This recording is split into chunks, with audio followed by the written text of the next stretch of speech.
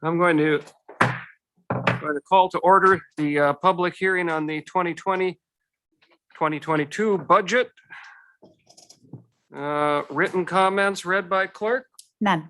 Thank you. Public comments. Is there anybody who wishes to speak? No one has signed up.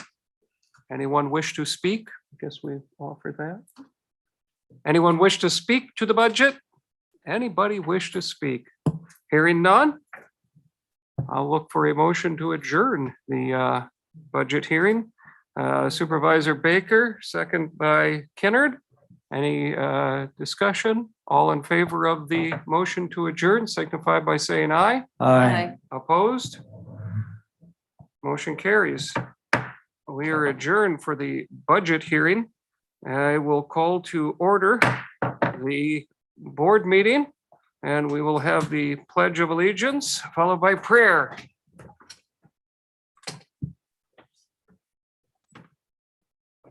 I pledge allegiance to the flag of the United States of America and to the republic for which it stands, one nation, under God, indivisible, with liberty and justice for all. Dear loving Father, as we gather here tonight, we first thank you for the opportunity to serve our county and its people. Thank you for the blessings you bestow on us and for the challenges you bring forth. We ask your wisdom and guidance tonight in our discussions and decisions. Help us to treat others how we would wish to be treated in words, actions, and other forms of communication. Help us to see and understand clearly so we can move forward in making and keeping our county safe, friendly, healthy, prosperous, and beautiful for all who want to call it home. We place this meeting in your hands. We pray in your blessed name. Amen.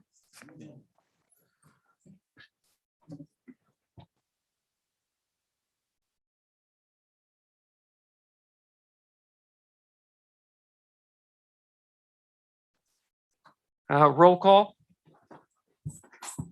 We have, who did we miss? 18. I have Dell and Agamite. Okay. I didn't receive anything. Dell, I would expect to be fashionably late. I would look for a motion to approve the agenda that you have before you. Supervisor Swaggle, second by Haskey. Any discussion of the agenda or corrections or additions? All in favor of the motion signify by saying aye. Aye. Opposed? Motion carries. Would look for a motion to approve the minutes from the previous county board meeting. Supervisor Poppy, second by Supervisor Baker. Is there discussion or corrections to the minutes that you have reviewed? Seeing none. Motion, all in favor of the motion signify by saying aye. Aye. Opposed? Motion carries. Citizens input. Do we have anyone who wishes to speak? Yes. The board will hear concerns members of the public wish to raise, but will not discuss or take action on any matter until the matter can be placed on an agenda with proper notice to the public. The board welcomes citizens to present their concerns to the board in a professional manner relevant to issues affecting Kewaunee County. Each citizen may take 3 minutes to present their concern, and the board has allotted a total of 20 minutes for this portion of the meeting. Please be mindful the board may halt any disruptive comments and any comments that are threatening, vulgar, or abusive. Ben Nelson.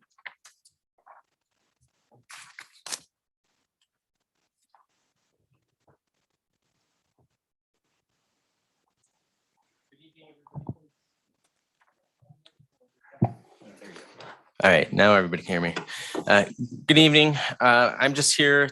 I know it's budget time of year for the county, and I'm here representing the Kewaunee County Economic Development Corporation, and just wanted to share some of our success and hope that the county will be a continued supporter for Kewaunee County's Economic Development Corporation.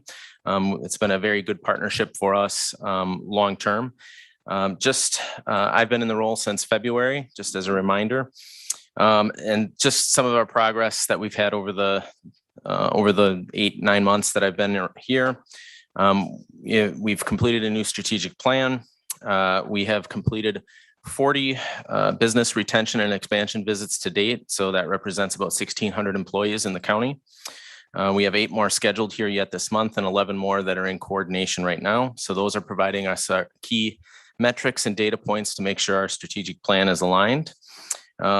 We have captured almost $400,000 worth of direct grant assistance to our local business community. We have over $3 million of grant assistance still out there waiting to be processed. We supported the county's $30 million broadband infrastructure grant. The Kewaunee County's unemployment rate is currently the second lowest in the state of Wisconsin out of 72 counties and 2% lower than the national average. We have seen a 222% increase in housing development permits from this point in time last year. Our labor participation rate is 96.8, which is currently the highest that it has ever been in our county. Our poverty rate has decreased in the last year by 8%. Our per capita income has increased by 7.2%, and our average worker salary has increased by 6.5%. In addition, we are currently working with one business. I think I presented on this last time I was here, valued at about $5 million. That's going to relocate into our county. That will bring along with it 2 to 4 jobs immediately. We're also working through the state to try and get resources for an expansion project that's going on in the county as well, which will also create 12 to 15 new jobs. So I just wanted to remind the county board that we're out there and we're doing a lot of hard work for the development of this county. And that's all I had to say. Thanks. Oh, I should also mention, I passed around to each member. We provided 7 letters of support that represent some of the different industry sectors throughout the county. So in support of EDC, just for your review. Thanks.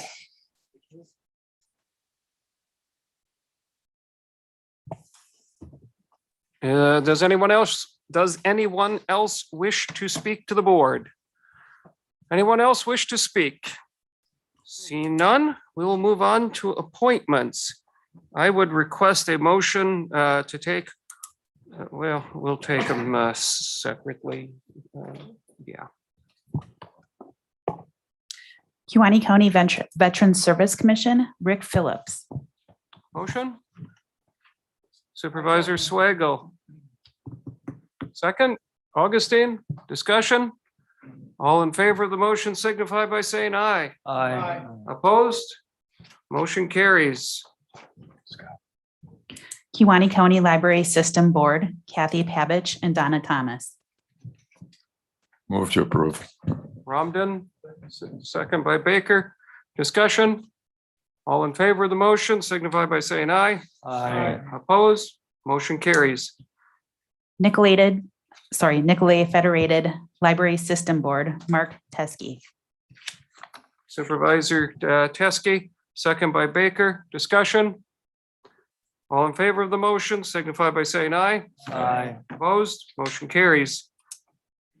ADRC Board, Paul Ravitt.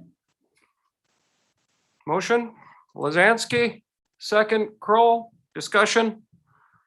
All in favor of the motion signify by saying aye. Aye. Opposed? Motion carries. Kewaunee County Highway Commissioner, Todd Every. Supervisor Poppy, second by Romden. Discussion? Motion, all in favor of the motion signify by saying aye. Aye. Opposed? Motion carries. See, I knew that Supervisor Poppy wanted to make that motion to approve Todd Every for Highway Commissioner. So that's why I took those individually. All right, moving on to discussion regarding the public safety facility project. So you have some minutes before you. You also have a sheet before you with some numbers that I'll go into. I'm going to give you a summary of all of the work heretofore.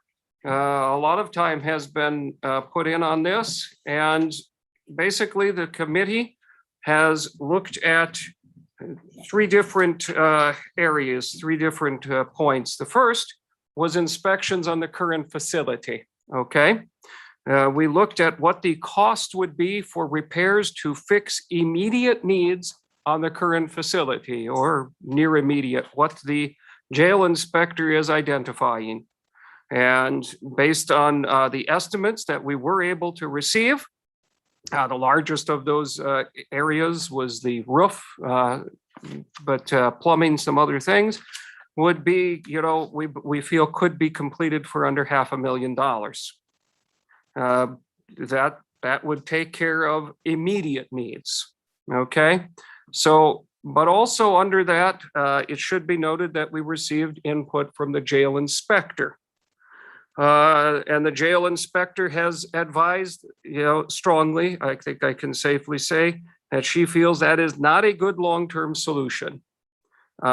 Because, first of all, it does not address capacity issues, overcrowding.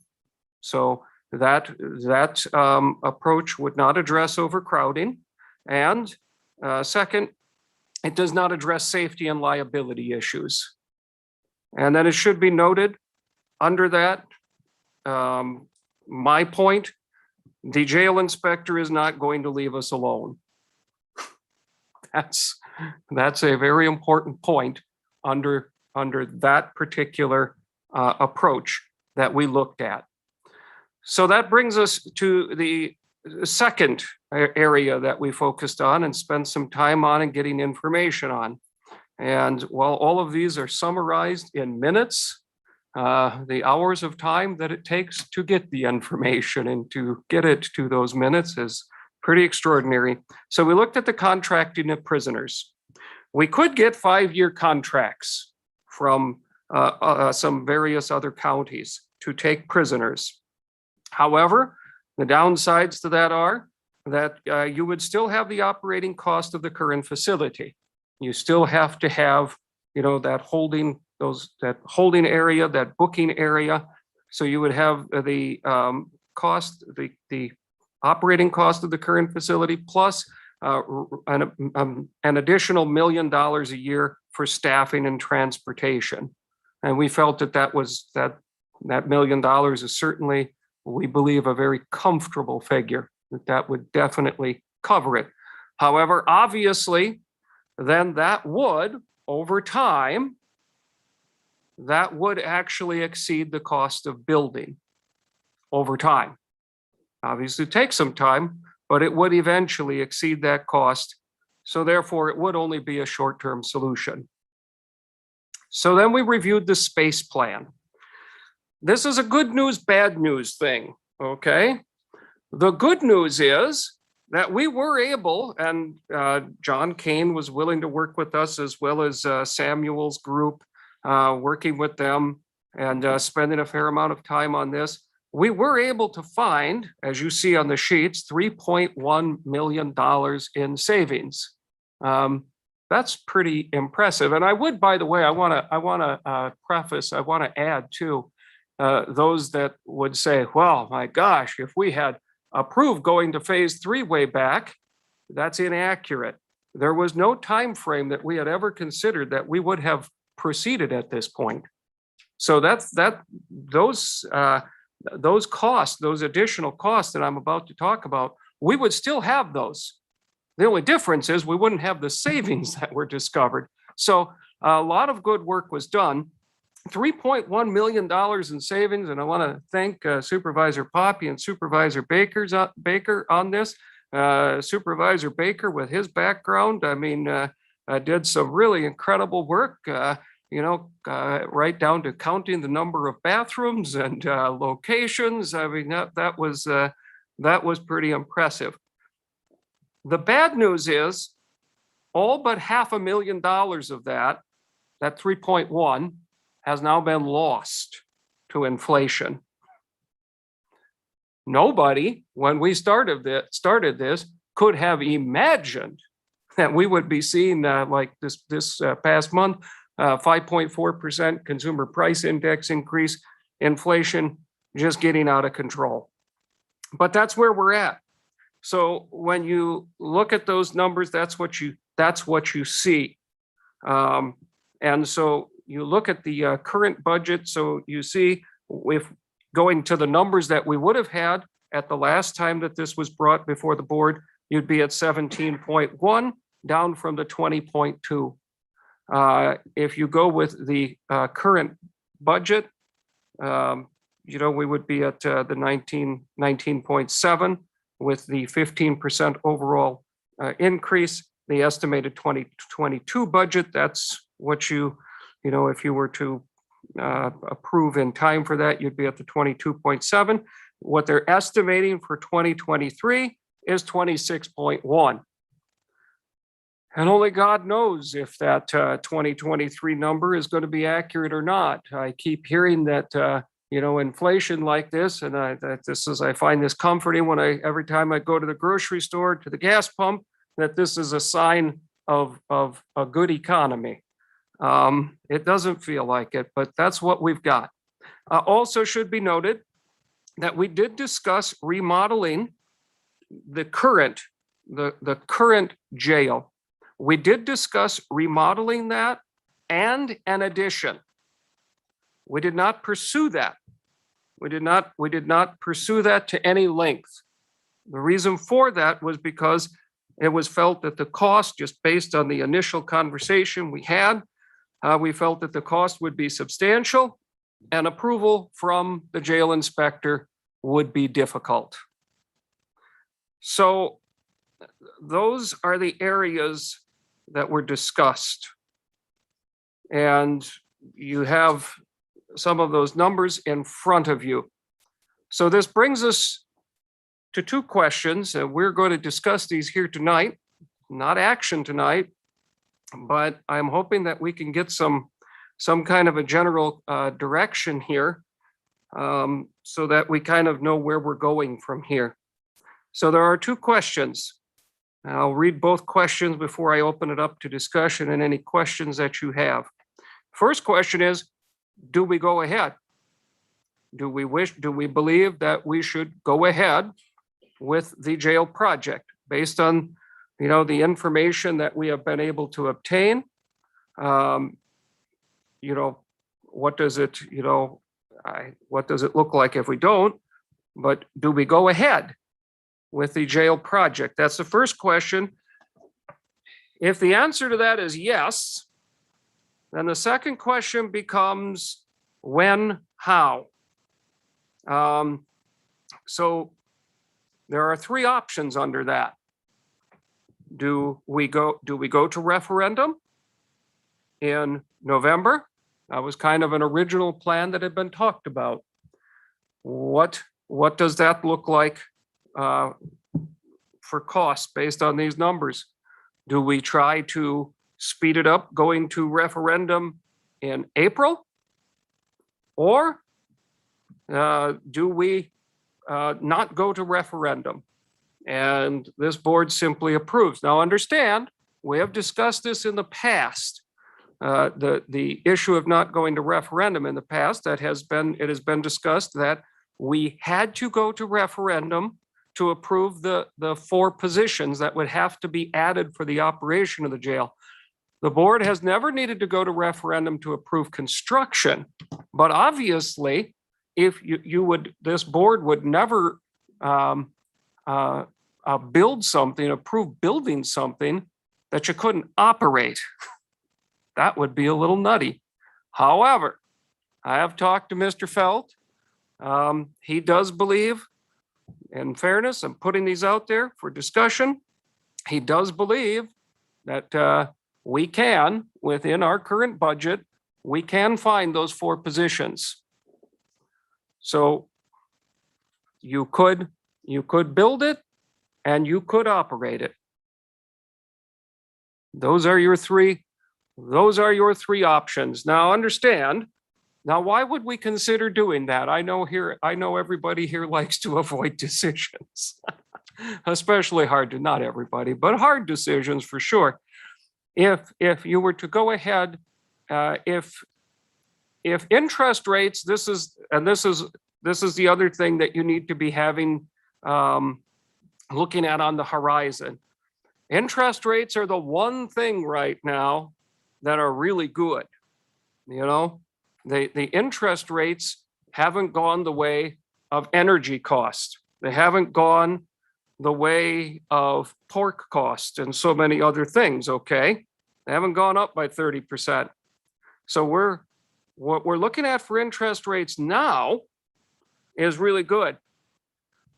And I'm not pretending that I have a crystal ball on this, but if interest rates were to go from the 2.75 to 4.75, that would add about $6 million to the cost.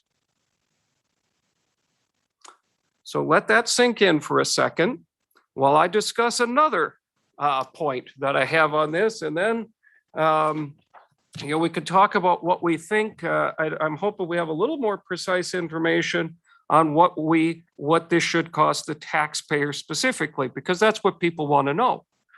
And I will preface this by pointing out that Mr. Felt does not agree with how I would propose spending the ARPA money.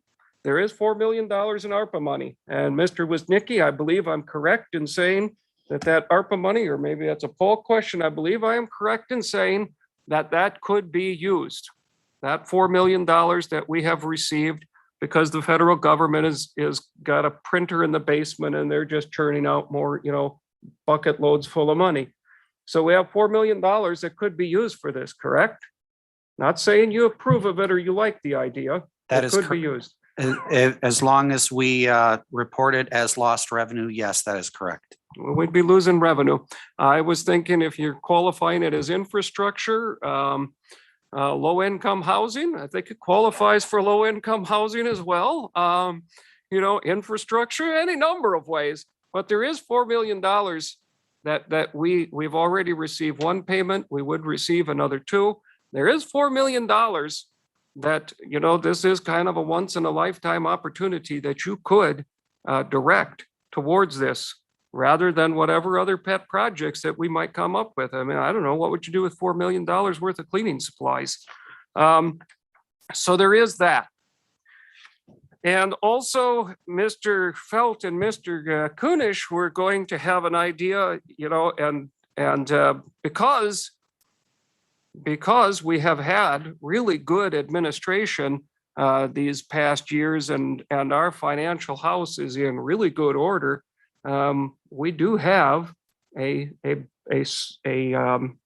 a surplus, but what do you want to call this? Cash on hand. And Healthy fund balance. healthy fund balance. And we could seize a whole bunch of that. We could seize some for sure. What do you think, Mr. Felt, Mr. Kunish? I don't know who can best address this. What do you think we could take out of the healthy fund balance? That would, again, depend. I don't like to do a specific number right now from financial policy. Financial policy says that the county is to have as unrestricted fund balance 25 to 35% of annual expenditures. We are above that range. Part of the reason for that being above that range is that the Human Services Fund was in deficit by a significant number. We've been trying to dig ourselves out of that hole. We hope to be out of that hole very soon. We need to make sure, though, that just because we get out of a hole once, that we don't dig a new one. So I'm apprehensive about doing a specific dollar amount, Mr. Chair. So, and I think the bigger question comes down to, when we're talking about funding, is there's a variety of different funding options that could be used, from both a debt, how you structure your debt, how much money you put towards the debt before issuing debt, And again, what you want as kind of annual debt and interest payments. So there's a number of moving parts when we talk about that. Do I believe that we can fund this project and have a minimal impact? Yes, I do. What would be, so we could take at least $1 million out of the healthy fund balance, correct? That would be possible. What would we be looking at if we were to take the 4 plus $1 million, 5? Are you able to give me any kind of a ballpark estimate of what that cost would be to the taxpayer, to the average taxpayer? No, Mr. Chair. Again, there's a number of there's a lot of moving parts. Honestly, from my analysis, you do not have to take $4 million and put it towards this project. Well, we could, and it would obviously. Yes, you could. It would reduce the impact of the taxpayer. Would we be able to with those steps that I just described, would we be able to, on the average home, would we be able to get that under $150 a year? Again, it all depends on a number of things, Mr. Chair. One, when are we issuing debt? We haven't even discussed when this project would take place. If it's taking place in 2022 and you're using a $22.7 million number, that's a lot different than a $26 million number. If there's further delays, it may be higher than 26 million. So that's why I'm very reticent to try to say what it could be until we really know from this board if we're going to move forward and what the timeline would be. If we know that, we have a better idea as to what the impact would be on the taxpayer. Because the last thing I'd want to do is say, yes, we wait a year and a half and now costs and interest rates have gone up. So now not only has it gone up $3 million in inflation costs, but then it's also gone up $3 million in interest costs. And you're going to be coming back to me and saying, hold on, this is $6 million higher than what you said when we first talked about this. I understand that, but the board is going to be reticent to move forward if we don't have some rough idea of what the cost is going to be to the average taxpayer at this point in time with these numbers, today's numbers. What is the cost of operating? The total cost of operating jail. What we're talking about, the cost of additional, is that if we were going to go to referendum eventually, or that was first initially put at $1 million, because we have to do 4 additional positions beyond what is currently there. So that is the current thought. If the board were to so choose, I can provide proposals that would try to minimize or negate that increase of 4 positions that would have to go to referendum. But that's not really. The total cost? No, it's not the That's total not real cost. Total cost. The Correct. total It is- cost is what- The total cost for the jail is in your budget, We have it Supervisor before you. Wilkus. It's right there in your budget. of this jail, The current jail, yes. the new Yes. one. I mean. Where the new one would not. The new one, we wouldn't know. Why? We don't have phase 3. We don't exactly know what the square footage is. We don't know how big the Sally Port is. We're not. So there's all these different factors that you're asking to have an estimate Right. when I don't know what the final project is. It should be noted too, that the committee would continue, no matter what the board decides, we would continue to work to try to find further savings. We would continue trying to find those things. There may still be a bathroom or two that Supervisor Baker could sniff out, although that doesn't sound entirely right, but you know what I mean. All right. So do we have, let's take questions, discussion, see where Supervisor Bastelier. Question for Administrator Scott. Theoretically, would it be possible to build a jail, borrow the money, and not affect the tax rate of the county without using the ARPA money? Depending on Supervisor Massler, that again depends on when the county board would decide to move forward. So therefore, if they were to move forward and the cost projections are in line with what we have in front of us for 2022, I'm reticent to say this, but I think I could make it work, or a very small impact upon the tax bill. Sorry, were you done? I was Supervisor Kroll, you had a question?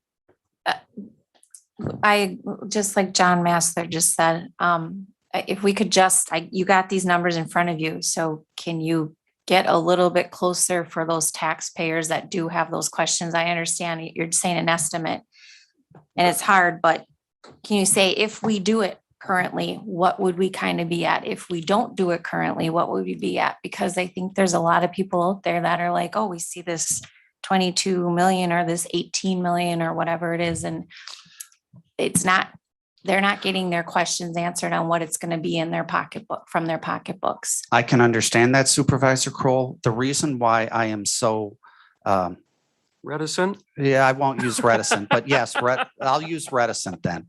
Is I like because that word. here's the reason why. You haven't told me what the final project is yet. You're asking me to fund a project that you as a board have not decided upon. In that same respect, I'm going to challenge the board. Right now, what you're doing is the first question that the chair had asked is, do we need a new facility? If you need a new facility, then it's going to cost a certain amount of money. And so therefore, if you believe that you need a new facility, it's going to cost you money. If you're saying that the only way you're going to approve a new facility, whether you need it or not, is if it meets a certain dollar amount, I would challenge the board that is probably not the best way to go. If you need a new car, you need a new car. You try to find one that will then fit within your budget, but you have decided whether you need a new car. And the board still has not answered the question whether a new facility is needed. If you're then agreeing that a new facility is needed, then the next question is, when do you want to move forward? If you want to move forward as soon as possible, I can give you a number that would help you do that. If you are then saying that, no, we want to wait until a November referendum and then 6 months to do the construction documents, we're now talking about a late summer, early fall bid, which therefore means you're getting closer to 24 to issue debt, which therefore increases the cost that much more. And the reason my fear, my reticence, is because the longer that it takes, if I give you a number now, then what happens is we get locked into that number. And I feel that puts me in a unfair position to try to then make the project work. I think first what needs to happen is the board needs to decide whether it wants to move forward. But if we were dealing with today's numbers, I think we could, with a pretty good degree of confidence, and I know numbers change and only, it's hard to predict, but with a pretty good degree of confidence, we could get this to $100 to $150. Right? I'm sorry, what was the question, We Mr. could- Chair? We could get this, if we were dealing with today's numbers, we could get this to $100 to $150 most likely If- for the taxpayer. Again, it's definitely possible. It depends on what the board wants to do. Is the board going to go to referendum on operating expenses? Is the board going to go to referendum in April? Is the board going to go to referendum in November? Is the board going to move forward without going to referendum? These are all questions that have significant dollar effects. And that's why I have a real issue about trying to be pinned down to a specific dollar amount and a specific impact, because the board has to provide to administration a decision as to how they want to move forward. And then I can give them a better estimate as to what that cost would be. We have other questions, comments? Supervisor Lazansky? I've always felt that we needed to move on this as quickly as we could, and I'm still in that position. So we do need to have a new jail. And the sooner we move on it, the better, for a number of reasons. The longer we wait, the more money, the more taxpayer money we're going to be sticking in the old jail, just as a Band-Aid effects. The price is going to keep going up over time. So in the end, the longer we wait, most likely the bigger dollar amount the taxpayer is going to be paying. So it just has always made sense to me, since I feel we must have a new jail, that we should move as expeditiously as we can. Thank you. Supervisor Swagel, then Lukes. Thank you, sir. People have asked me about then repairing the present one. You said less than $500,000 and some additional building at the site. Is there room? No, there is not. I did not say additional building at the site. I was questioning that. You said that'd be a I possibility? said, no, I did not. Okay, thank you, I sir. said that we did not pursue that with any seriousness. Okay, I mean, thank we you, sir. did discuss it, and we did not pursue it any further because, number one, it would take quite a bit of time to get that information, for sure. Okay, sir, thank We you. would delay. I mean, you would have to delay substantially to get that information. That's the first obstacle to it. It's taken us a great deal of time to get this Yes, of course, information. And I know it seems, it takes minutes to present it, but getting this information took a bit of time. But to add an addition where you are currently, what would that look like? Where would you go? What would you need? I don't know, Would sir. you close a road? How would you do that? Staffing issues, you would most certainly, would be, your staffing issues then would be very real issues as well. Of course. Because how would you staff that? It still doesn't resolve the issue that one of the major issues that the jail inspector keeps coming up with is the linear design and all of those things. Of course. So, and then of course, when you do add, you have to build, you almost certainly would have to bring the current facility that you already have would have to be brought up to code. Yes, sir. What's called the current code. Of course, sir. That becomes extremely difficult. And I don't see how that is going to yield a benefit. I really don't. That just does not seem to be a direction that I think could yield savings of any kind based on what I've seen. I said Supervisor Lukes, then you Supervisor Kennard. Sorry, Supervisor Lukes. Chairman Olson, you said before that there could be savings found from Mr. Felt, that 4 positions could be found within our current budget.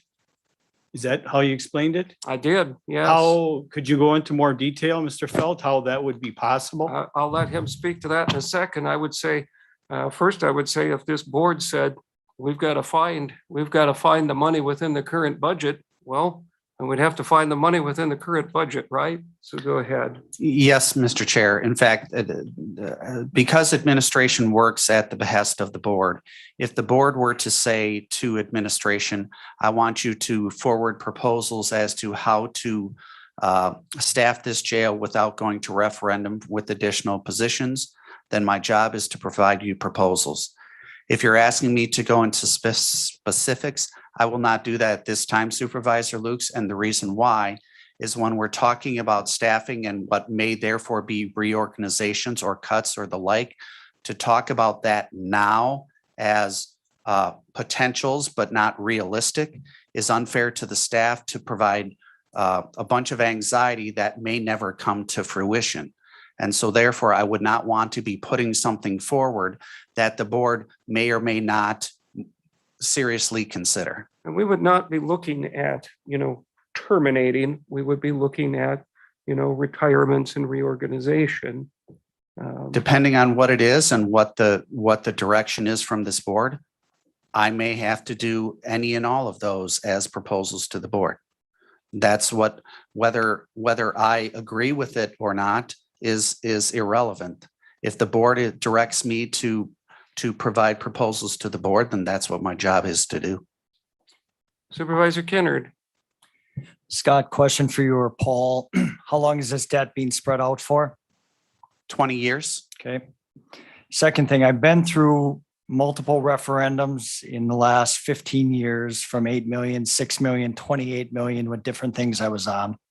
Right or wrong, from what I've seen in the past, we always put the worst case scenario out there, which we're doing, which is good to do, and say that prices are going to go up and they're going to go up and they're going to go up. That's fine.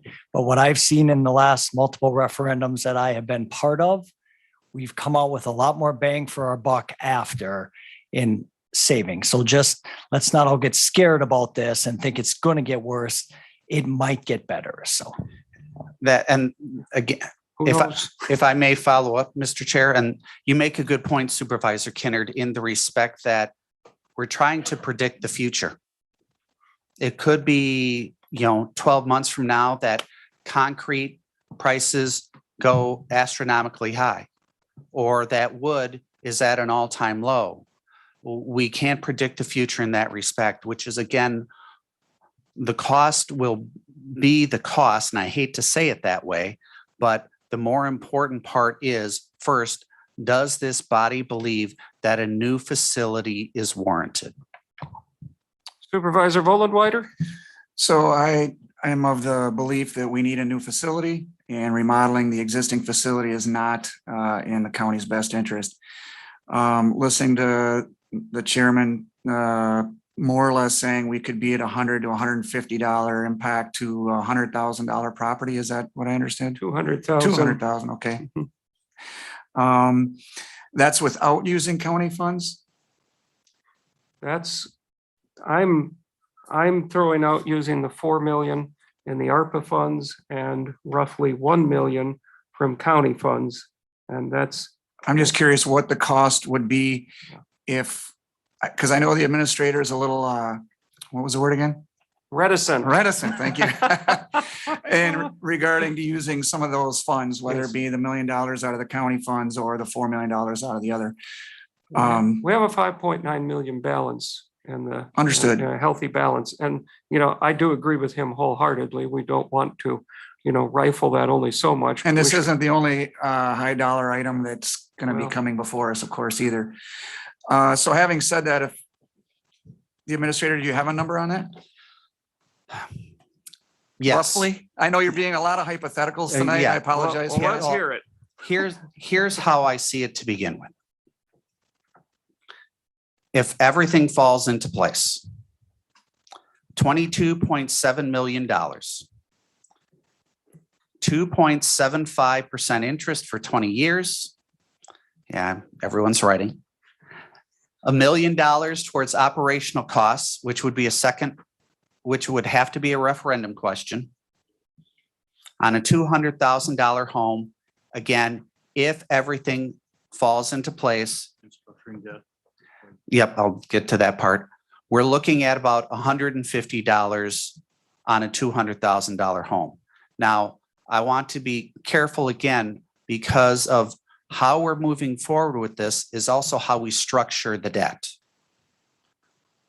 How we would structure the debt has to do with we're trying to even out our debt payments over the course of 20 years.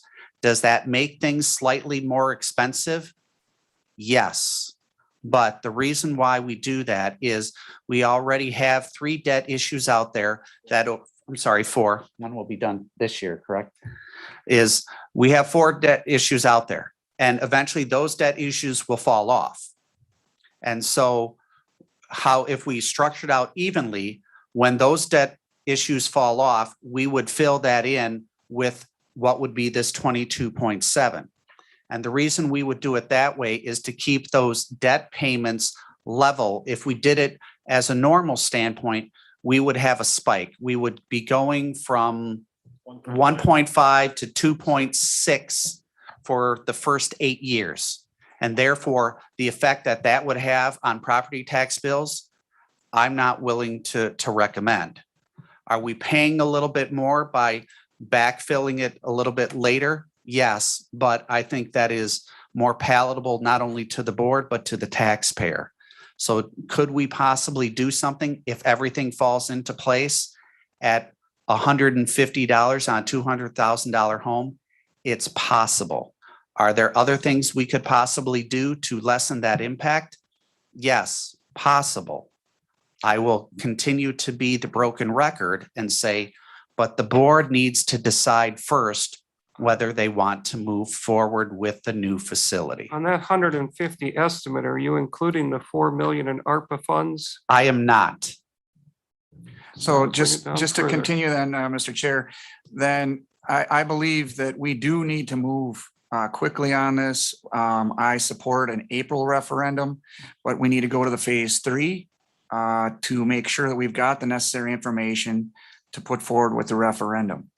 And then at that point, I don't know what we would be able to secure, when we'd be able to secure our interest rate, that we could lock that in, because that's the other thing. I mean, we saved 3.1 million or what have you with the jail study. That money was not wasted. We'd still be 3.1 million over where we're at with the inflation. So that money is realized Yes. savings, and that's fantastic We get because 3.1 million behind.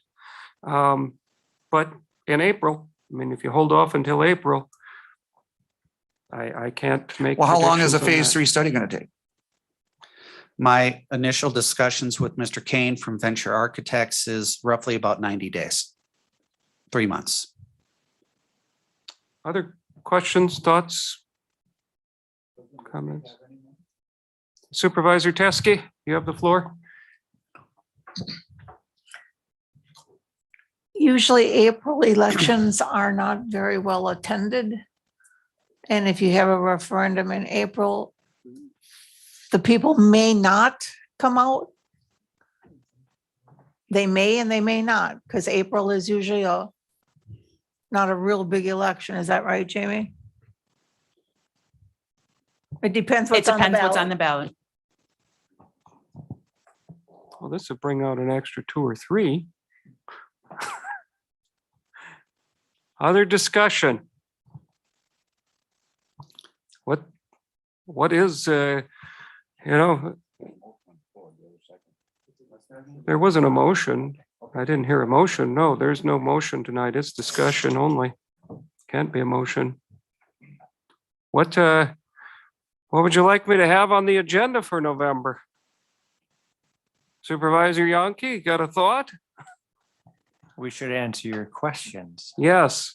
So the first question, I suppose we could take a straw poll. Is everybody, let's just take a straw poll. This is non-binding. Yeah, all you have to do is put your hand up or not put it up. Yes or no? Do we need to go ahead with a new jail?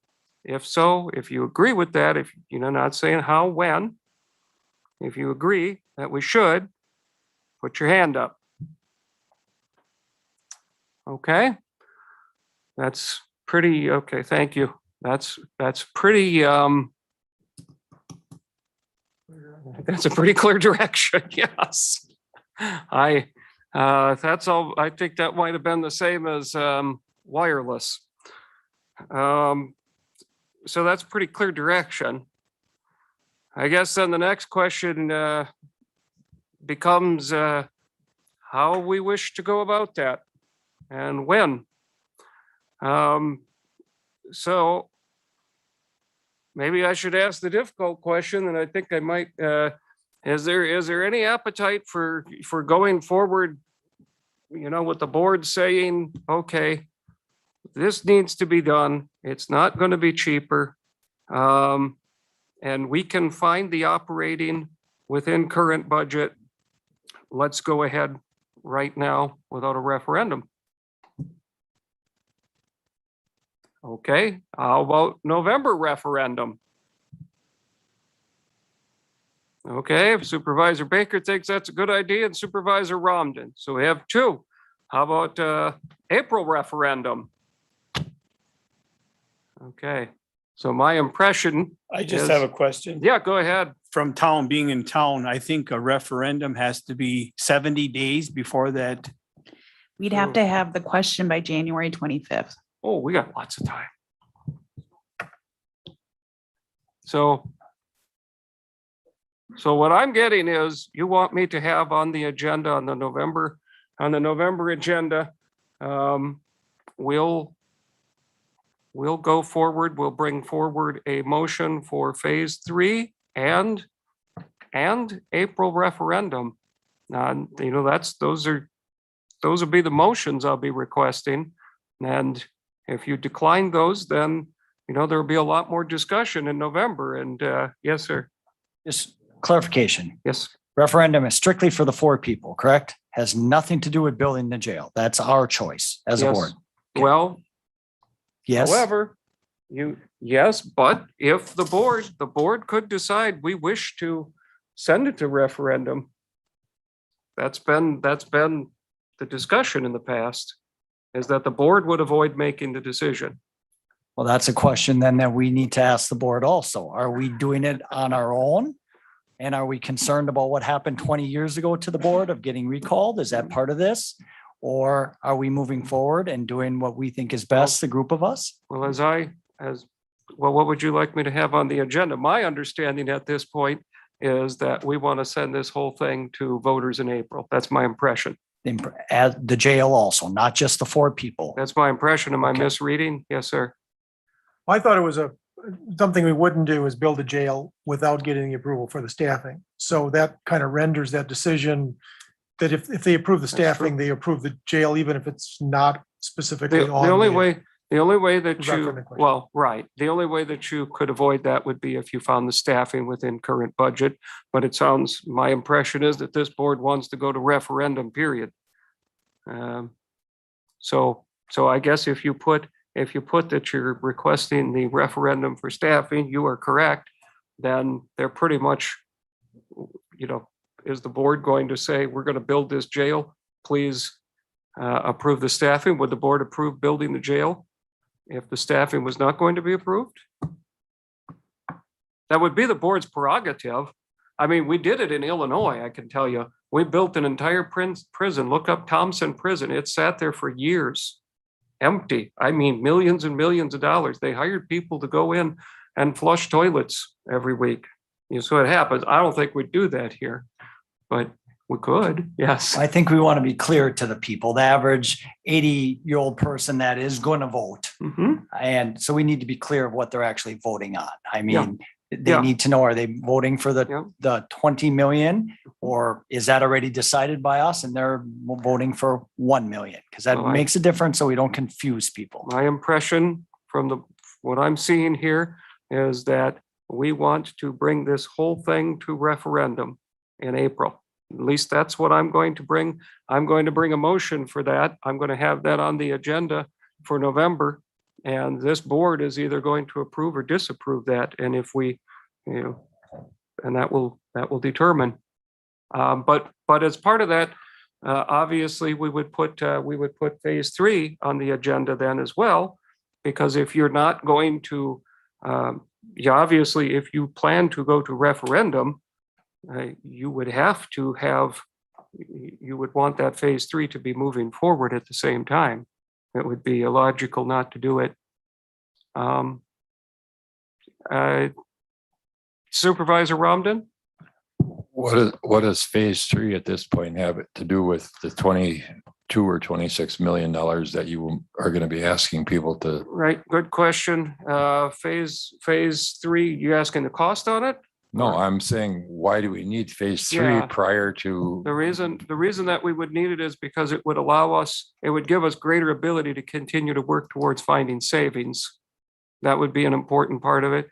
It would also give the sheriff a pretty picture of what it would look like, you know, to show people, to get them to, you know, be able to visualize. So that would be, you know, that would be an important thing, would be that it would give us the design, the layout, and it would give us greater ability to continue to work towards further savings. That make Supervisor Baker, you were adding to that, or you had another question or point? Well, I just think that the schedule is going to be awfully tight to be able to have the question finalized by the board meeting in January. If we don't approve phase 3 until November, that we're going to be running, we're going to finalize that question without having the information from phase 3. Basically, we'll go without phase 3 into the referendum. That's why I was for waiting until November. Fair point. That Yes, was Supervisor my London. question too, but the timeline is so tight between now and April that I don't think you're gonna be able to get accurate information out.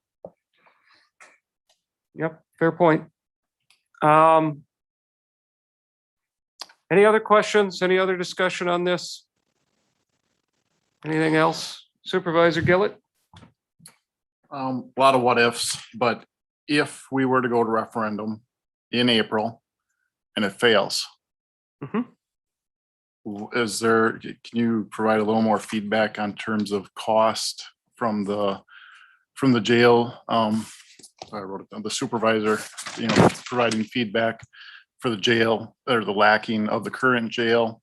What does that look like going forward if the referendum were to fail in April? Sure. So you're asking me if the referendum would fail, what does that look like? Correct. What that looks like is that we continue, we make those immediate repairs, for roughly $500,000, maybe a little less, addressing those immediate needs, continuing to operate as safely as we can, and the jail inspector continuing to send letters, and me continuing to pretend that I can't read. Is there an interim? We would have the immediate cost, but is there another? There's no other option. If it would fail, we would have to try to continue to operate until the jail inspector comes down further. Thank you. Thank you, Mr. Chair. Supervisor Gillett, how I would move forward is if the referendum for the building were to fail, we would continue to operate as we're operating right now, but there would be additional caveats. It is my belief that as time goes on, we would see a reduction in approved bed capacity because of the age of the structure and those types of things. We've had that happen in the past. And with that, with our average daily census or population, we would have to contract out prisoners. So there would be an increased cost to what we have. And ultimately, the big question would be is if the referendum is defeated, it still does not address what is the long-term issue. The jail, the Kewaunee County Jail, is the smallest and the oldest in the state. No, I am not wrong, Supervisor Wokus. No, Supervisor Wokus, it is not. No, you have to think about additions and everything else, Supervisor Wokus. Anyways, because I get my information straight from the jail inspector, Supervisor Wokus. Anyways, what would happen is that if you have that, you're going to continue to have to contract out prisoners. You're going to continue to have to do that. And it still hasn't answered the long-term issue, which is we have a population that exceeds our capacity and a building that continues to age.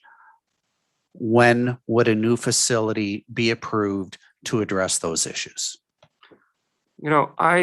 I came into this looking to find all of the savings that we could, still looking for that. I came into this hoping that we could get this down a whole lot further than we did. I understand the frustration over what I think we should be able to do versus what unfortunately we are being required to do. I think it is ridiculous. I think these state requirements, I just disagree completely with an awful lot of it. But there's what I wish we could do. There's what I think we should be able to do. But there is what we are going to be required to do. This is above my pay grade. I do not get to set these standards. There is nothing that I can do about that. I do think that if this would fail, if we do not keep moving, the jail inspector, she's a nice enough lady, but I don't think she's going to get any friendlier. I've had quite a few conversations here, and we'll do the best we can. And, the sheriff's department has done a great job in being in compliance, but this failed, over 20 years ago, roughly. This has been kind of a recurring thing. I don't know how much longer can we avoid it, and to what end are we going to avoid it? I disagree with the requirements, but I don't get to set those. I can't do anything about it. And there are, if you read the headlines, there are a certain number of people in our county that need to be incarcerated. There are a certain number of people that I don't want to meet them when I'm walking on the street. This is a public safety issue. I live in a really nice neighborhood. I live in a really nice community. Supervisor Peisler lives in almost as nice an area, and the north end of the village. And, we enjoy an incredible quality of life in this county. And we want to get that, there's a cost that comes with that. We want to get that cost down as much as we can. We'll continue to work towards that. Supervisor Kinnard. It's my last comment I'll make. If we are going to go to referendum, and I'm going to tell you, I've been through this already, and if we're going to do it right, you really have to have a plan to get out to the people. So we may not want to rush this because you really have one chance at it to do it right. So they have to be informed, and it takes time to get to every municipality, and the county's big enough and we have to be on board. And I'm sure we're not all on board. So we have to take that into consideration also, that the information has to get out there properly. Right. Supervisor Baker first, then we'll move down the line. I'm seconding what he's saying. I think, yes, we're afraid of what inflation is going to do to the cost here. But I also am worried about, if the answer is no in April, how long does this set us back? Because like a lot of referendums, we'll regroup and we'll try to find something that may be a little more palatable, but in the meantime, it's going to probably, inflate. So I think we're better off waiting, and we'll have probably a better representative of the population there in November than in April, if history proves to be true. So I think we're better off waiting and educating them as best we can. So I saw Yonke, then Kroll, then Lazansky. Supervisor Yonke, then come back to Romden. What would the referendum question be, and would we have the information to educate the public? There would be 2 questions, potentially 2, more than, again, depending on what the board does. If we're going to the voters for both the building and operating costs, there's 2 separate questions. If we're doing it just for the operating costs, it's 1 question. If you decide as a board you don't want to go to referendum, there's no questions. Now, the question comes down to is, if you do 2 questions and one passes, 1 fails, that puts you in a very interesting quandary. So again, this is where, and the board has to make this decision, is if they approve the building but not the staffing, that puts you in a different position. Even crazier is if they were to approve the staffing but not the building, which I would find hard to believe, but crazy things happen. That would be an even worse predicament. And then finally, if the board were to decide that we want to move forward and get this done and not worry about what the public may or may not decide, the board has the power to do that as well. It's just from the operational standpoint, they would have to find funding within the current budget. Supervisor Kroll. Agreed with Tim Kinnard that we need to educate them. We need a lot of, that we can get them on board. Because there is a lot of questions and a lot of people asking.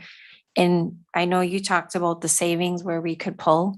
I think that's huge to show that we are doing whatever we can to help them, with their savings. So otherwise, I don't think you're going to get the on board. So I think educating them and showing them that we can pull wherever we can to make this work. Let me, before I go over to Supervisor Lazansky, then Ramden, let's stay on that point for just a second, since we're beating this horse pretty hard here tonight. And, Sheriff, I guess I would just, would kind of look for your input on that, because you've been trying to sell this now for quite a number of years. Is this, you have a major role in the selling of this. No, thank you. I appreciate everybody's input. Your mic.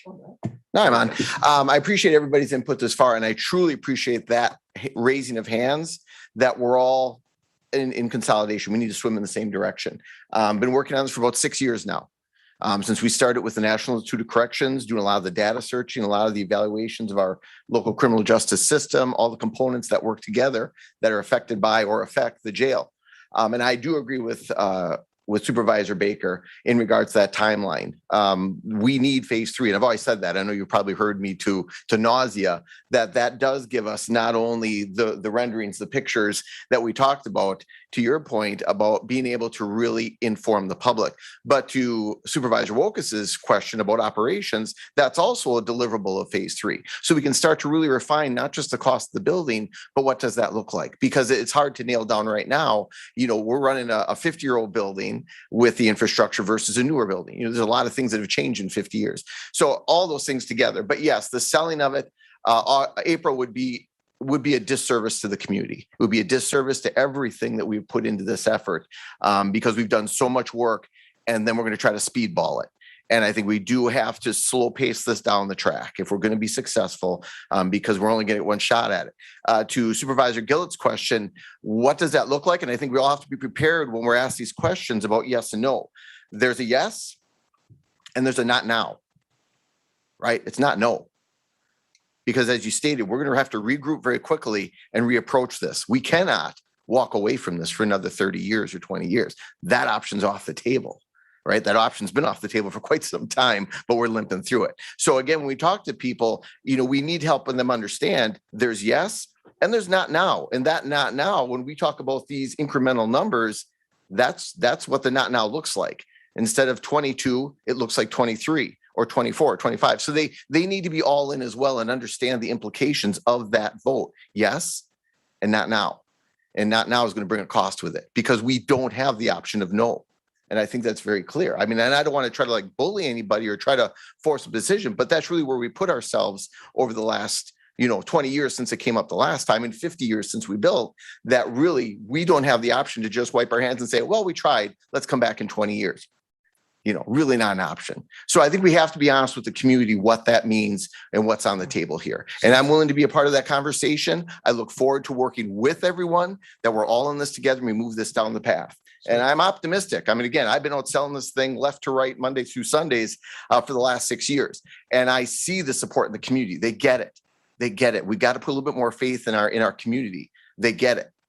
And I think they're going to be more supportive than maybe what we give them credit for. But it doesn't mean we should not be as transparent and as forthcoming with the information. So I hope that's maybe was the long answer. So your opinion is that we should look at a November referendum. If you're going to go to referendum, and I mean, I'm not my decision, but if you're going to go to referendum, then we do need to sell it. If we're going to make that choice, we want to make sure we set that choice up for success. Now, if you're going to say, no, I think we have the authority and the ability to move it forward, hey, I'm all for that as well, but that's yours. That's outside of my sheriff position thing. But if you are making a decision for referendum, let's set that thing up for success. Let's not set it up for failure from word go. We'd be looking at a minimum of another $6 million in November. But anyway, thank you. That's very helpful. Supervisor Lazansky. Okay, my comment was that I wanted Sheriff Joski's input. to make a better informed opinion on when to do the referendum, so it would succeed. So thank you, Matt. Supervisor Romden, you had your hand up about a half an hour ago. As far as the sheet that you guys passed out with the proposed savings on by cutting down 7,000 square feet, Yes. are those numbers then carrying on down through the current budget, the estimated 2022, estimated 2023? That's based on that reduction of 7,000 square feet? Yes, correct. Is, how many beds is this based on? 52 expandable to 85. Do we need a 52 bed facility? Yes.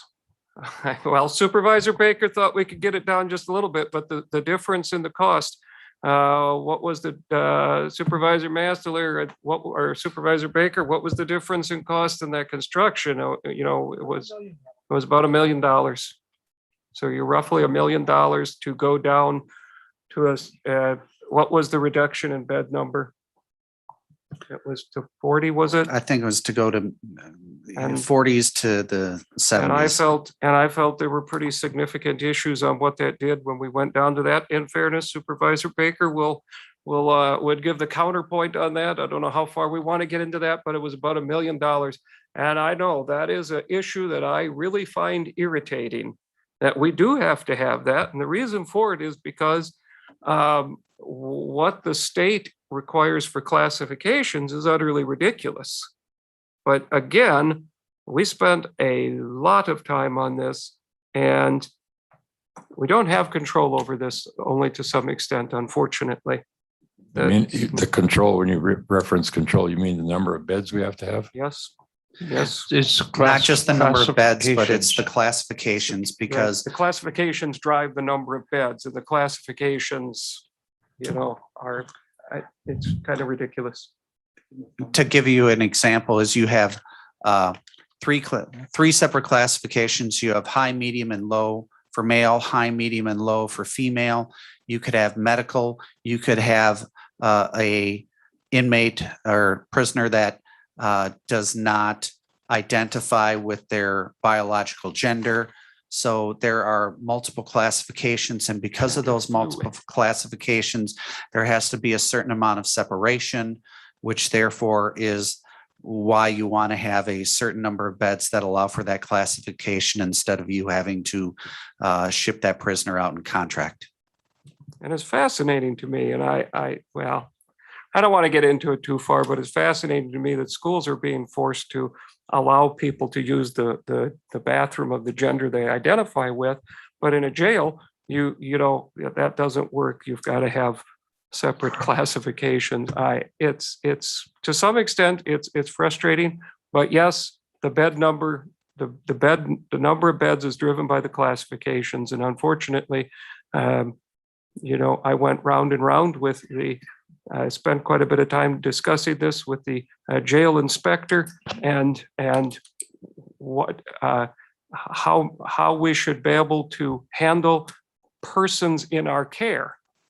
It's not inmates, it's not prisoners, you know, it's persons in our care. So when, you know, we are using terms like that, kind of tells you to some extent where the starting line is. But anyway, so Supervisor Vollenweider. So it sounds to me like it's kind of boiling down to a referendum in April or November. Mhm. And If that's I the worst understand the desire. idea of selling it and making sure that, you know, we take our one shot at this and do it properly and educate the public on the need and the requirements put before us. Having said that, $4 million or $6 million to wait till November, I think the taxpayers are going to have an awful hard time with also when they're saying, you guys could have done this sooner. So maybe we need to try to get the timeline established a little better here and what it would look like if we're going from now until April between the phase 3 study, the January deadline for the ballot for the referendum, and what that would afford us then once we're complete with that phase 3 to be able to put that out to the public and even being proactive already. And if that means having a special board meeting in earlier than our next board meeting to get things expedited, then let's do it. I agree completely with the sheriff's point, but I also don't know how adding $6 million is going to help you sell it. So. Mr. Chair. Yes, sir. If I may, Supervisor Vollenweider, if I were to make a recommendation to the board, it's either one of two things. You either do a referendum in November because that allows the community sufficient time to be educated. Yes, there's an additional cost, but then they are sufficiently educated as to how to move forward. Or the board moves forward without a referendum. And it can be done.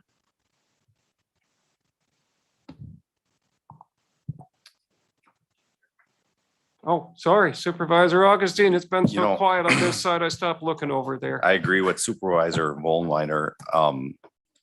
I think if we can do this possibly without a referendum, but I would ask Administrator Feld to, after phase 3, to come forward and try to find those 4 positions within the budget. I think that may make our decision a lot easier than the tax. If that's what you tell me that you want, I'll get it done. You know, that option would be on the table before we would bring it to the April or November referendum. Because phase 3, you said, was 90 days, right? Approximately, yes. If we were telling Venture Architects that we needed to expedite that a little bit faster, I think that might be possible. I just don't know how many days, and I don't want to speak for Venture Architects. But we could approve, if I may, Mr. Chair, go what we ahead. could do is you could approve moving forward to phase 3 at November. He could start now and just not bill us till next year, because it would be, at least I have it in next year's budget. Otherwise, with 2/3 of the board, you could pay him still in 2021 funds. But we could start moving that right away if the board so chose. And as for after that, again, I think after phase 3, we can have a much better number as to how many bathrooms, conference rooms, that whole type of thing. We'd have a floor plan to work from, and therefore we'd have even more tighter or more accurate numbers to then go from. But do I think we could move forward without a referendum? I do. Supervisor Ramden? I lost my train of thought. It happens. Is there anything else that's, yeah, Supervisor Ramden, I knew if I gave you a second. In reference, excuse me, in reference to phase 3, what are we getting for 190,000, and how much of that information is going to be able to be used if we go into the construction phase? The issue with phase 3 is with that 190,000, if you are planning to go ahead, the money would be, assumed either way. I mean, if you're going ahead, it's going to be a part of that however many million. Obviously, the way the money is lost, I don't know if that's what you're getting at, is if you don't go, well, then I guess you spent 190,000 to get some nice designs that won't be built. Given the schedule that Mr. Kean put forward, talking about construction drawings, I think that by the end of phase 3, we do have our layout, but we don't have anything you can build from. Because their next step would be to take those drawings, those renderings, and create construction drawings that could be bid. So until we can complete phase 3, we really don't have a layout that they can go make engineering drawings from. Okay. So for next month's agenda,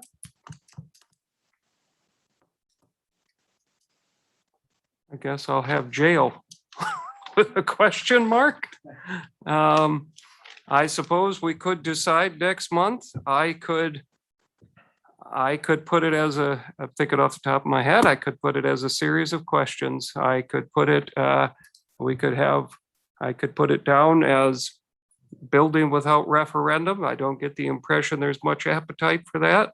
I could put it down for April referendum, or I could put it down for November referendum, then April referendum. And See if any of them pass. All right.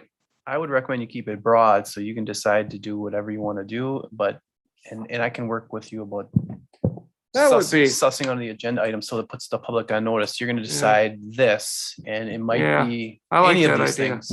yeah, good suggestion. So Woznicki will get me what I'm putting on the agenda by next month. Thank you. Yeah, oh, sorry, Supervisor Romden. Some people have already toured Green Lake, Oconto, Yes. Door County. I Yep. see there's a tour of Calumet County. Mhm. Is that similar to the structure we're talking about here? Yes, it's, you want to weigh in on that? I haven't seen it yet, so I can't answer that The one. only reason I'm bringing this up is I'm just wondering for any county supervisor that wants to take part in that tour to see what the facility, Sure. a facility would look like. Sure, the That sheriff might has be an got a, opportunity to, the sheriff has got a bus leaving on, October 29th at 8 o'clock. We're going to be down there for 10 o'clock. And the reason we're doing the Calumet tour, and it is very similar. I mean, all your newer designs, of course, the pod design, that flow is very typical, atypical as far as an industry standard. But we toured, we toured Door County, Florence County, Green Lake County. Oconto. And we did it so far back that we were kind of looking at it in very general terms. Now that we've had all this time looking at blueprints and floor plans, the reason for Calumet is to really see, okay, what does that look like? Now that we've really had a chance to dive into what the flow of a booking process or a Sally port or a kitchen or laundry, to kind of get us back in and say, okay, that's what 1,500 square feet or 1,000 square feet looks like. So it's more sort of a refresher to get our minds as to what we're looking at and if it makes sense. But again, it's very much the same flow. Supervisor Baker has a particular interest in how many toilets, Well. which yeah, is that- and how cleaned a big lot the of rooms are. savings. There we go. And it really is. It's pre-work for phase three. We need to be able to provide an opinion when we do, if we move into phase three about the actual layout we're going to end up with and whether we're going to demand a certain size dispatch center. Absolutely. So again, I think it's a great thing. I would welcome it. We have to find another vehicle, to move people down. We'll find another vehicle. You So might I want to welcome- reserve a spot on the, in the paddy wagon. it just seems to me that to get a visual concept of what we're talking about, rather than looking at a drawing on a piece of paper, there's two different things. Yeah. No, absolutely. We sit in this room all the time, but does anybody really know the square footage of this room? We might see it on a piece of paper. Okay, this room is 1,500 square feet. But until we look at the room and say, oh, this is what 1,500 square feet looks like. So that's kind of that idea of why we're going down there. Yeah, it should be a short trip. Sheriff said a sheriff will be driving. He's going to run lights and sirens the whole way.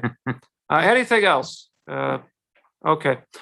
Well, thank you. I know we've spent an extraordinary amount of time on this, but it's kind of a big project that warrants it, obviously. So I am going to go on to annual reports and other reports. Supervisor, Mr. Felt, you got a report? Yes, Mr. Chair. One quick update. The Public Service Commission did announce their broadband expansion grant awards. They did award 84 grants to applicants. I believe there was almost 130 applicants. Unfortunately, neither of our two applications were approved for award. But there will be another award round probably around December. And we do have a federal grant application in with Charter that we hope to hear by mid-November. So I wanted to give a broadband status report. And I'm not sure where you want to go through the budget, Mr. Chair, whether that is here or someplace else in the agenda. But so I leave that up to the board. Well, I would say that this is probably as good a place as any. Discussion of the budget, or I guess I should say questions for Mr. Felt on the budget. Yes, I don't plan on going department by department unless hope that not. is what the board wants to do. No. And in that same respect, I think in my introductory letter, I think I've hit on a number of the highlights. There was also a memo given to the Finance Committee that talks about 5 or 6 items that I had placed in the budget as administrator. One of those is, again, money for phase 3. Second is for grant writing services. Third is for a facility maintenance plan. Fourth is for relocation costs for UW Extension. And fifth, if I can, is for management training for department heads. Any questions for Mr. Felt on the budget? Are you turning pages or do you just have all your questions answered? I'm not sure. All right. Oh, Mr. Chair, I'm sorry, if I may. And thank you, Mr. Kunish, for reminding me. When we look at the budget, I know that there were some questions regarding use of fund balance. And so I'm going to leave it to someone that knows much better than I do on how to explain the use of fund balance, why we have it, what it's for. And so I leave that to Finance Director Paul Kunish. Okay, so this came up several times last year. So to answer the question, I think we have to first define what is fund balance. I'll talk about where it comes from and ultimately what we should and probably shouldn't be using it for. So I'm gonna try and hold this to about 10 minutes because it's already 7:30. So fund balance as defined is assets, things we own minus liabilities, what we owe. The difference is fund balance. So that probably doesn't help anybody in here. So in terms of what is it really in other businesses, you have owner's equity for proprietors. Owner's equity and fund balance are very similar. Retained earnings in corporations, it's a very similar concept. It's what's left over, it's residual. It's what's there from year to year to year that you haven't spent in previous years. They have different names because there's different ways of calculating them and they're different concepts, but we don't need to go off in that direction. So fund balance, just want to point out the fund balance is not the cash balance. Cash in the bank is cash. Fund balance is similar. Many times in the smaller, simpler funds, it's the same number. It's related to, it's not the same. So fund balance is used because it's actually a better measurement. Cash can go up and down a lot more with volatility than fund balance does. Fund balance is what we have left. So if we write a check in December, that's for next year. The fund balance reflects that we don't have this cash here anymore, or we can spend it next year. And there's differences there. Again, don't need to go into details. The fund balance part that we're looking at when we talk about using fund balance is unassigned. So not all fund balance is created equal. We have grants, and if we don't spend our grant money, we can't necessarily just spend it on whatever we want. As opposed to fees, for example, if we happen to have more in fees left over at the end of the year, that is available for whatever the county board wants to use in its next budget. So restricted, committed, non-spendable is not available for other years. Well, we just talk about the unassigned fund balance. So we also have a fund balance policy that says in order to maintain good financial structure, we should have between certain amounts. The general fund being the main operating fund. We, as a Kewaunee County sized government, have in the fund balance policy, we should have 25 to 35% of our annual expenditures. That's to cover cash flow and little things that come up as we move on that are unexpected. As was mentioned earlier, we're well above that right now.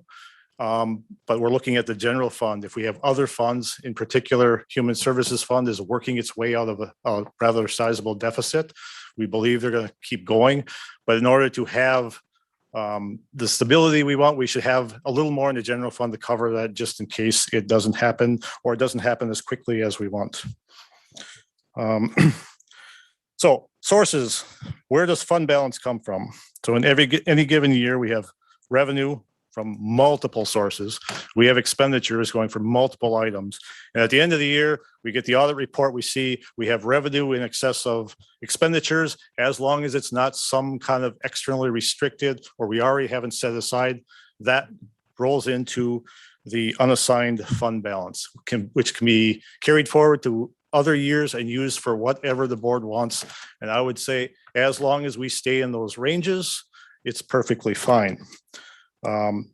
Another possible place, now this is where we get in the weeds a little bit. Another possible place where we have unassigned fund balance is, if you remember, we had the landfill. The landfill had several years of operating losses. There is even a loan from the general fund to the solid waste fund. That becomes non-spendable. It's not available for use in future years because it's already tucked aside for something else. So when those negative fund balances and the loan is eventually paid off, Well, that increased then our unassigned fund balance because the amounts here were a little different. So that was an improvement. So the operations of the solid waste did have an impact on the general fund. That's a few years behind us. That's a good thing. Human services is the last remaining one. They are well on their way of coming out of the negative fund balance. So that amount that's in the general fund is going to be available in some amount to be determined rather quickly, as I understand it. What we have available for use on other projects such as the jail. So in the last few years, let's start looking at 2020. If we look at our audit, we have, wrong page. We've, in the last few years, so in 2020, we had an increase in the fund balance of about 500,000, a little bit more. In 2019 is about 686, as well as 2018, about 636. If I was in your shoes, I'd be asking, why do we have such a big difference? The two biggest factors there are our sales tax continues to exceed the expectations. Particularly in last year, we did not have the down year that I think everybody would have projected with the start of COVID. And interest rates had been on their way up for a while, up until last year with the start of COVID. So you don't want to budget your revenues so tight that if you're a little bit short, now you have an emergency on your hand.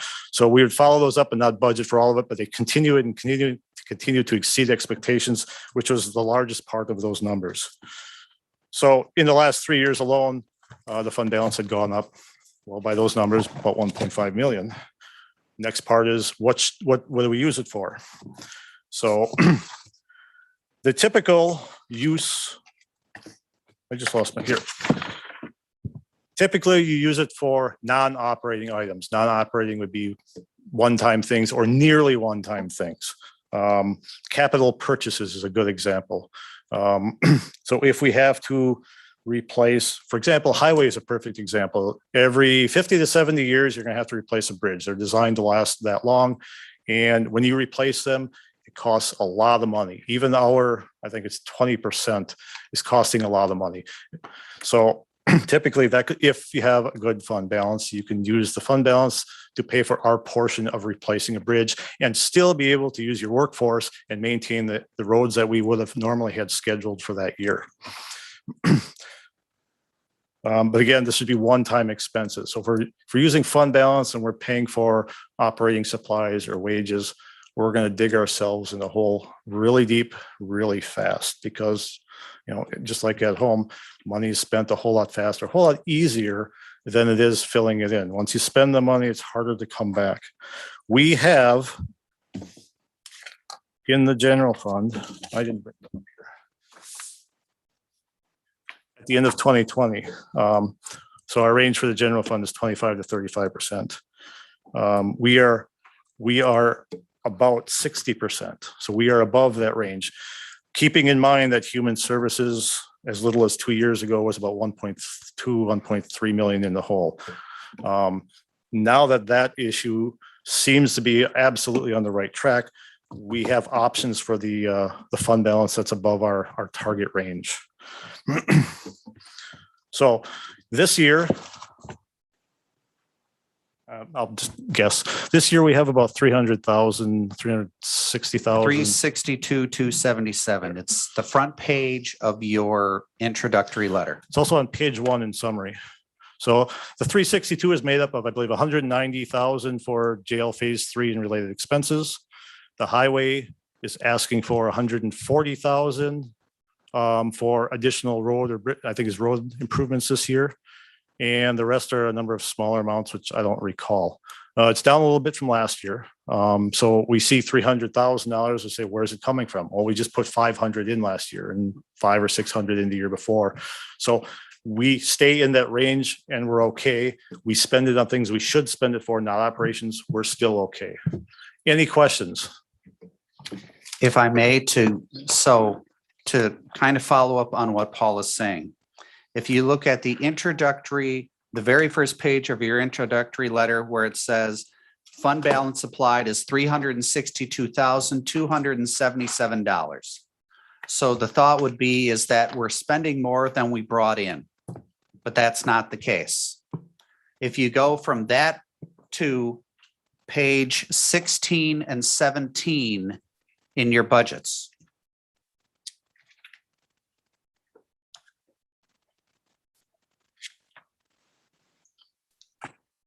If you look at page 16, under 2022 Administrator Proposed Budget, that gives you a detailed listing of the $362,277 that is being budgeted to be spent.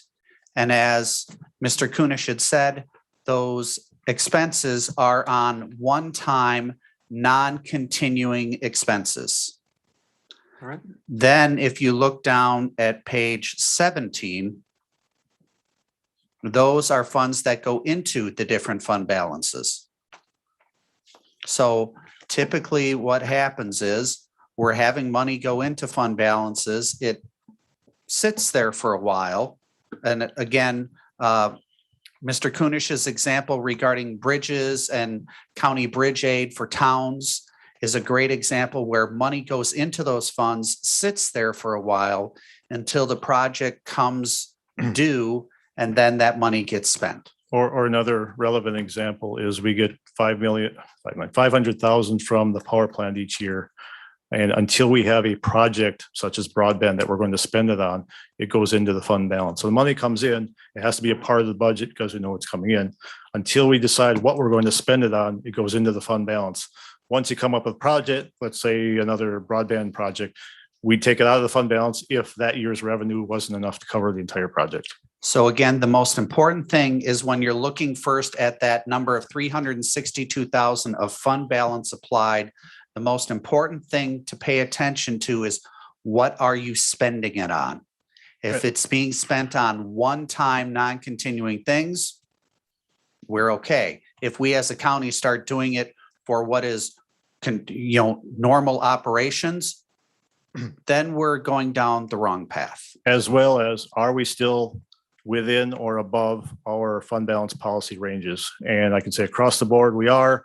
If we, well, again, human services is working its way out. We have enough in the general fund to cover that for that purpose. Those two questions then should hopefully answer, are we spending 360 some thousand more than we're getting in? Is that going to be a problem? Are we digging ourselves a bigger hole? So hopefully that answers questions, puts it to rest. Thank you. Are there any other questions on the budget? Supervisor Baker? In the outlays, is there any way to know if those items that are included in the budget were already in the 5-year plan or not? Or do I have to go back and cross-reference each one? Typically, I won't say for every single one, but typically, any item that is in outlay has been part of the capital improvement plan. But typically. That doesn't mean every one was. If it's not, it's an exception, not the rule. But you can't tell me which ones are the exception. I don't believe we have any exceptions this year. I don't believe there are any exceptions this year. Other questions on the budget? Seeing none. If I may, Mr. Chair. Yes. Thank you. Again, because for some, this is a complex document. If at any time you want to review it individually, you can just schedule a time with myself and Mr. Kunish, and we can go through department by department or to whatever area that you want and try to answer any questions or concerns you may have. Thank you, Mr. Chair. Thank you. All right. Moving on to committee reports. I'm going to take all of these together. Are there any questions on any committee minutes that you have reviewed? No questions on any committee. Excellent. I have just a comment. Oh, yes, sir. If I might, in reference to the jail study committee, Yes.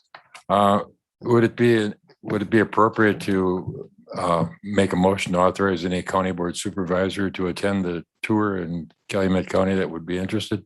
Are we able to do that, Mr. Woznicki, or?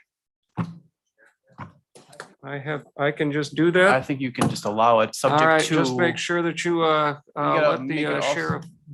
Make sure the sheriff, that they'll Yeah, accommodate. just whatever. make sure that you contact the sheriff to make sure he knows if he needs to have the short bus or if he needs to have the full-size correctional bus. for that day. He can and make sure that he has a sign. Since he's bringing the paddy wagon, make sure you have a sign to put in the back for Supervisor Romden that says not under arrest. All right. Yes, everybody is welcome to come on that tour. Okay. Resolutions. First resolution. If you are prepared, sorry. I wasn't sure if I need to, shake you, wake you up over there. A resolution authorizing an application for an acceptance of county conservation aids, Heidemann Lake. Fiscal impact statement, 1,200 county contribution, 1,200 grant from DNR. Do I have a motion? Supervisor Move to approve. Romden. Is, where did second? Supervisor Vollenweider, is there discussion? Seeing no discussion, are we prepared to vote? You may register your vote. And we should be looking for the magic number of 18. There we go. 18, right? No, I got her. 17. I got one more out there who hasn't registered to vote. Matt's still here. He's in the bathroom. bathrooms. He was counting the toilets, yeah.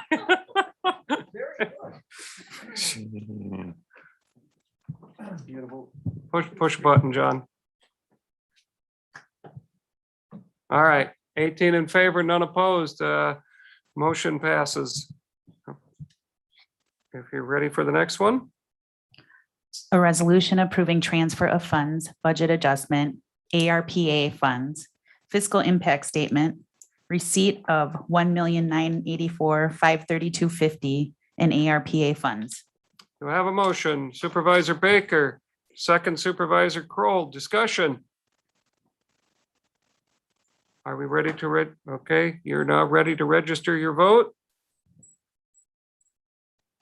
And I'm too short. There we go. 18 in favor, none opposed. Motion carries. If you're ready for the next resolution. A resolution approving the collective bargaining agreement with WPPA Sheriff's Department, fiscal impact statement, increase in wage and benefits of 165, 122 over the 3-year term. New steps and vacation schedule will reduce costs by undeterminable amount in future years. Do I have a motion? Move to approve the collective bargaining agreement. Supervisor Romden, second by Poppy. Discussion? All in favor of the motion, or you may register your vote.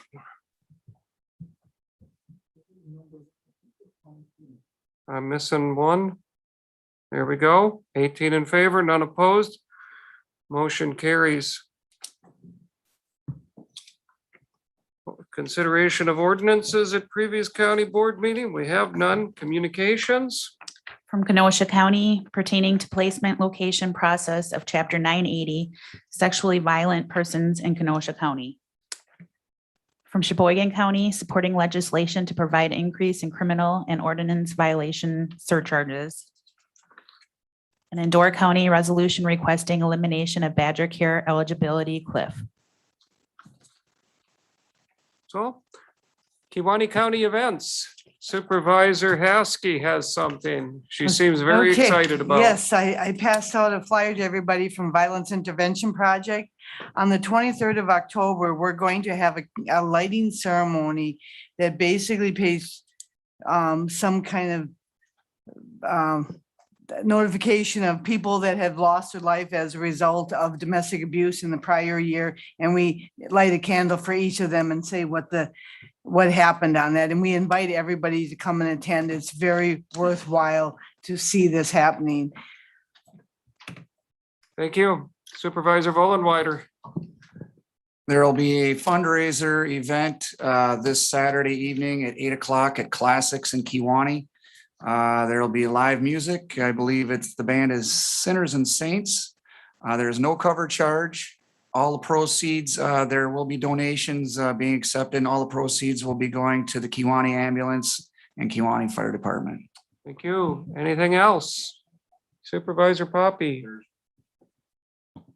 there's been a packet, it's not an event, but there's been a packet I put on your desk regarding the highway shop improvements. It's for information only. This goes along with the first packet that you got. I'm guessing a couple of months ago. I don't remember the exact date. But it does show that there's a possibility of putting a new facility on the same site as the old one. So. Thank you. Anything else? Supervisor Teske?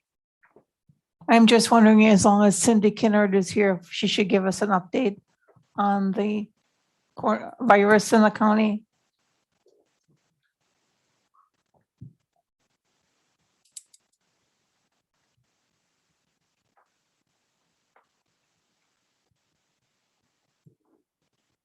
Good evening.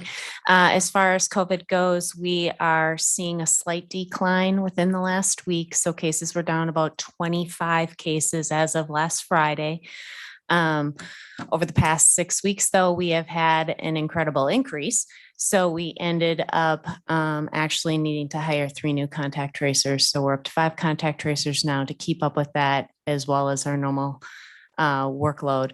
We are now doing booster shots. So we're out and about in the community once again.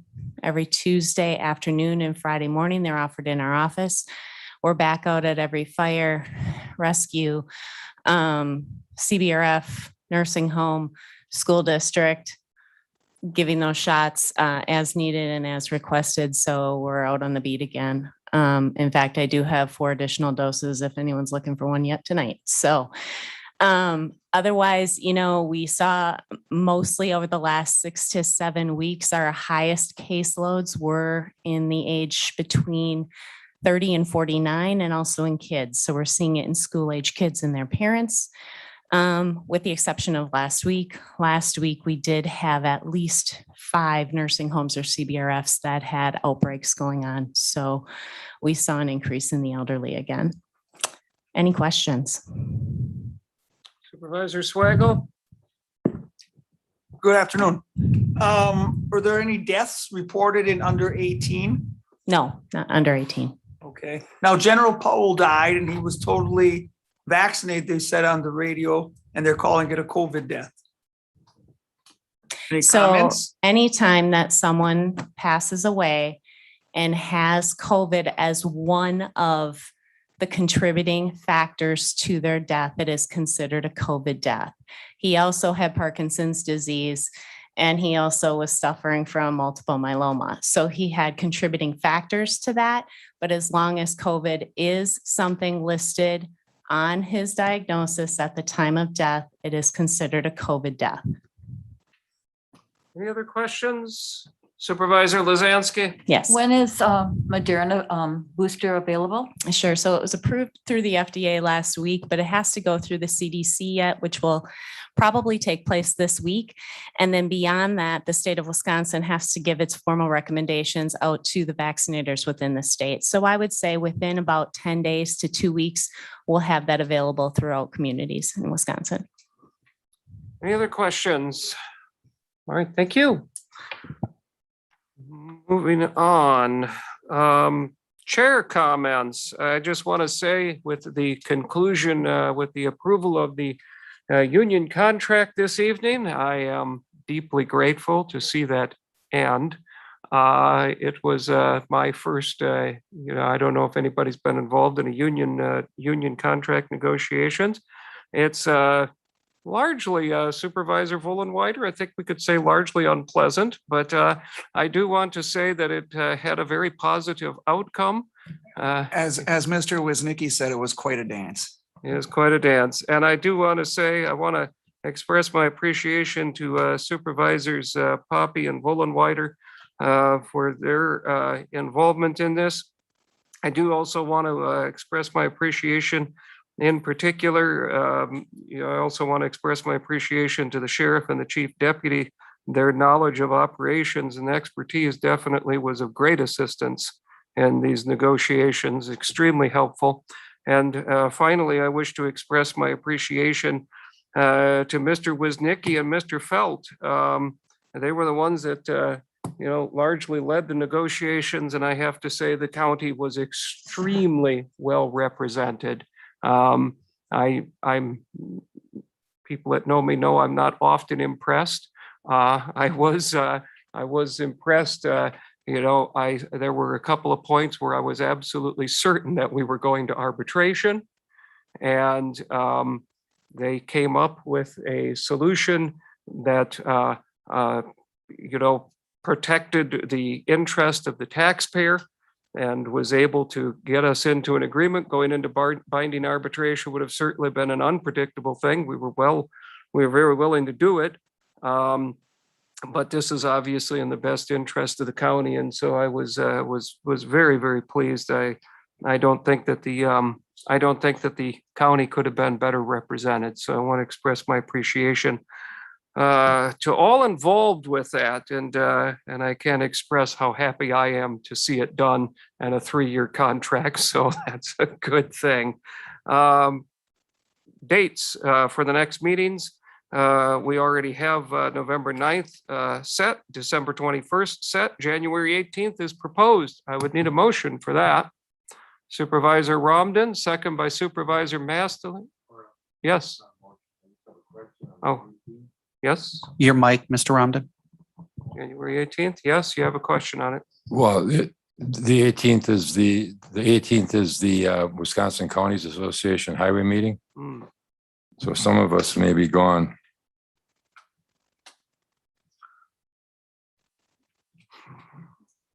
Well, Should I say the 25th? We do the 25th. would the 25th work for everybody? Do we get conflicts with January 25th? So January 25th would work, I am seeing.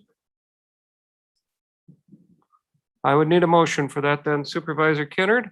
Do I have a second? Supervisor Romden? All right, all in favor, signify by saying aye. Aye. Opposed? That motion carries. I would need a motion to adjourn. Supervisor Romden, Move to second adjourn. by Kroll.